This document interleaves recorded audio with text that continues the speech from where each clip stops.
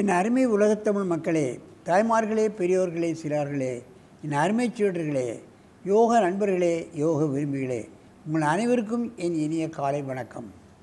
கலைஞர் தொலைக்காட்சி நிகழ்ச்சியில் நலமுடன் வாழ என்னும் பிரிவில் யோகாசனத்திற்கு அதிக முக்கியத்துவம் தரப்பட்டிருப்பதை நீங்கள் அறிவீர்கள். பல காலமாக நடைபெற்று கொண்டிருக்கிறது.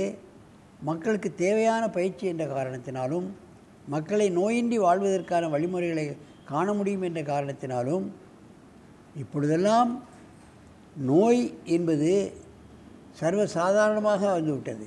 என்ன நோய் என்றே தெரியாது, பேரே தெரியாது, அது மருந்து கண்டுபிடிக்கப்படவில்லை என்றெல்லாம் சொல்வார்கள். இவைகளெல்லாம் நாம் சிக்காமல் இருக்க வேண்டும் என்று சொன்னால், அனுதினமும் காலையிலும் மாலையிலும் இந்த நிகழ்ச்சியை நீங்கள் பார்த்தாவது நீங்கள் ஆசனங்களை பழகி உங்கள் உடலை ஆரோக்கியமாக வைத்துக்கொள்ள வேண்டும். நோய்க்கு இடம் தரக்கூடாது. நோய் வந்துவிட்டால் அவன் அறமனிதன், அவனுடைய காரியங்களை செம்மையாக செய்ய முடியாது. அந்த நிலையில் இன்றைக்கு பார்ப்பீர்களானால், நமது அரங்கிக்கு சாய் யோகா மையம் கரசங்கால் காஞ்சிபுரம் மாவட்டத்திலிருந்து எனது சீடர் ராஜகோபால் அவர்கள் யோக சேவை செய்து கொண்டிருக்கிறார். அவர் இப்பொழுது 2 மாணவர்கள், லாவண்யா 5ஆம் வகுப்பு, ராஜஸ்ரீ 3ஆம் வகுப்பு, இப்பொழுது உசிட்டாசனத்தில் ஒரு வேரியேஷன்ஸ் உங்களுக்கு தரப்போகிறார். என் அருமை சீடர்களே, நீங்கள் பத்மாசனத்தை கலைத்துவிட்டு உசிட்டாசனத்தில் ஒரு கை தூக்கிய உசிட்டாசனத்தை செய்யுங்கள், பார்க்கலாம்.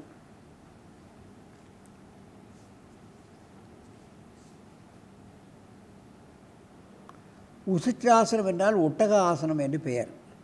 ஒட்டகம் போன்று இந்த நிலை இருக்கின்ற காரணத்தினால் இதற்கு ஒட்டகாசனம் என்று நமது முனிவர்கள் இதற்கு பேர் சூட்டி இருக்கிறார்கள்.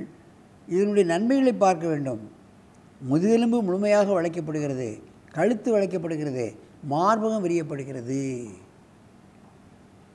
20 ஆண்டுகளாக இருக்கக்கூடிய ஆஸ்மா, பிராங்கடிஸ், இவைகளுக்கு இந்த ஆசனத்தை மாலையில் செய்ய வேண்டும் என்று நமது முனிவர்கள் சொல்கிறார்கள். இதிலே மூச்சை இழுத்து செய்ய வேண்டும், மாலையிலே செய்ய வேண்டும், படுக்க போவதற்கு முன்பாலும் செய்ய வேண்டும். செய்துவிட்டால் அவர்களுக்கு 20 ஆண்டுகளாக இருக்கக்கூடிய பிராங்கடிஸ், ஆஸ்மா, சளித்தொல்லை முற்றிலுமாக நீங்கும். ஹார்ட் சம்பந்தப்பட்ட பிரச்சனைகளையும் முற்றிலுமாக நீங்கும் என்பதை நீங்கள் தெரிந்து கொள்ள வேண்டும். ஏன், மார்பகம் சில பேர்களுக்கு, போலீஸ் டிபார்ட்மெண்ட், மிலிட்ரிக்கு போகிறவர்களுக்கு மார்பகம் சுருங்கி இருக்கும். 2 இன்குலம் அதிகமாக வேண்டும். தினமும் காலையிலும் மாலையிலும் இந்த ஆசனத்தை மட்டும் செய்தாலே அவர்களுக்கு 2 அங்குலம் என்ன, 4 அங்குலம் கூட விரிந்துவிடும். அவர்கள் தேர்வாகி விடுவார்கள் என்பதை நீங்கள் தெரிந்து கொள்ள வேண்டும். மெதுவாக இந்த ஆசனத்தை கலையுங்கள். அப்படியே உட்காருங்க, அப்படியே முன்ன குனி. இதுக்கு மாற்ற ஏன் கலைச்ச முன்ன குனி, தரையத்தோடு நெத்திய, அதுக்கு ரிவர்ஸ் போஸ். முன்னத்து குனி,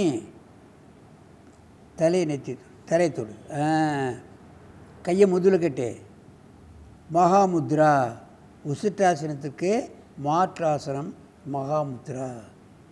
ஏன்னால் பின்னால் வளையும் பொழுது முதுகெலும்பு சற்று கஷ்டமாக இருக்கும், முன்னும் பின்னும் வளையும் பொழுது லகுவாகிவிடும். அதைத்தான் கவனத்தில் கொள்ள வேண்டும். மெதுவாக எழுந்திருங்கள். அங்கே பாரு, உசிட்டாசனம் பண்ணு, ஒத்த கை தூக்கி உசிட்டாசனம் பண்ணு.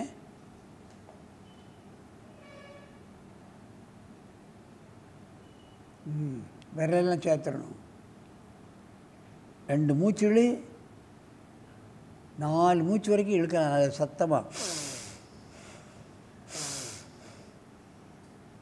நுரையீரல் விரிவடைந்து விடும், நுரையீரல் பிரச்சனைகள் நீங்கிவிடும், ஹார்ட் பிரச்சனை நீங்கிவிடும். முதுகெலும்பு அடியிலே உள்ள ஸ்பாண்டிலைசிஸ், இன்ன பிற முதுகெலும்பு, முதுகெலும்பிலே ஏற்படக்கூடிய தேய்மானங்கள், இவைகளெல்லாம் இந்த நோய் மூலமாக முற்றிலுமாக நமது நோயை குறைத்து கொள்ளலாம். மெதுவாக உட்காருங்க. அப்படியே கையை பின்ன கட்டி முன்ன குனிங்க. மகாமுத்ரா.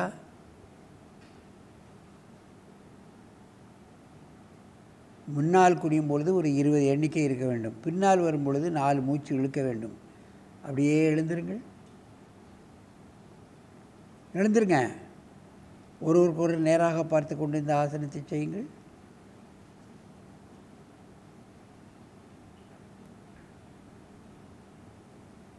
கை விரலை சேர்த்துக்கணும். மூச்சுடுங்க.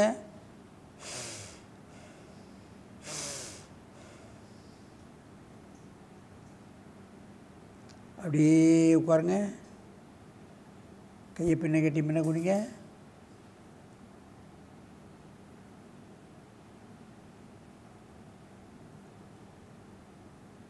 மெதுவாக எழுந்திருங்கள். அப்படியே அடுத்த கை, முதல்ல எந்த கையை தூக்குனியோ அதுக்கு அடுத்த கையை தூக்கு.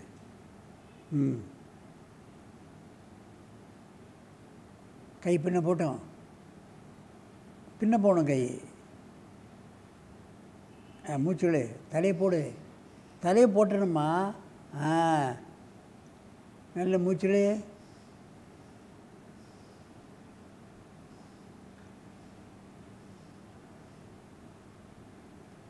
அப்படியே மெதுவாக இறக்கு. அப்படியே உட்காரு. கையை பின்ன கட்டி பின்ன குனி.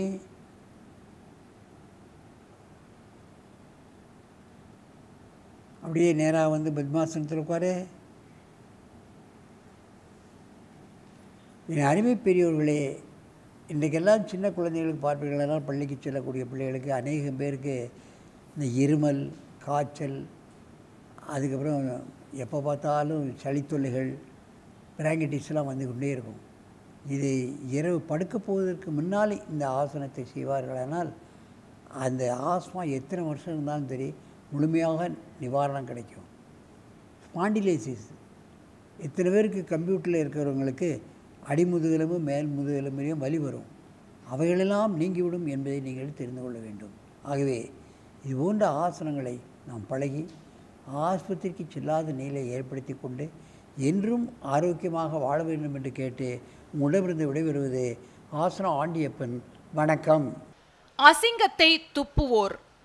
மருமகள் மீது கோபமாக மாமியார் வெறும் எச்சிலை காரி துப்பினால் போதாது என்று மருமகள் மீது அசிங்கத்தை உண்டாக்க வேண்டும் என கருதி மாட்டு சாணத்தை வாயில் போட்டு கொப்பளித்து மருமகள் மீது துப்பினாளாம். மருமகளுக்கு அதை கழுவிக்கொள்ள ஒரு செம்பு தண்ணீர் தான் செலவு. ஆனால் மாமியாருக்கோ நாளெல்லாம் தண்ணீரை வைத்து கொப்பளித்தாலும் வாயில் சாணத்தின் நாற்றம் போகாது. அப்படிப்பட்ட மாமியார்கள் சிலர் இன்றைக்கு அரசியலில் இருந்து கொண்டு திமுக கழகத்தின் மீது அசிங்கத்தை துப்பிக் கொண்டிருக்கிறார்கள்.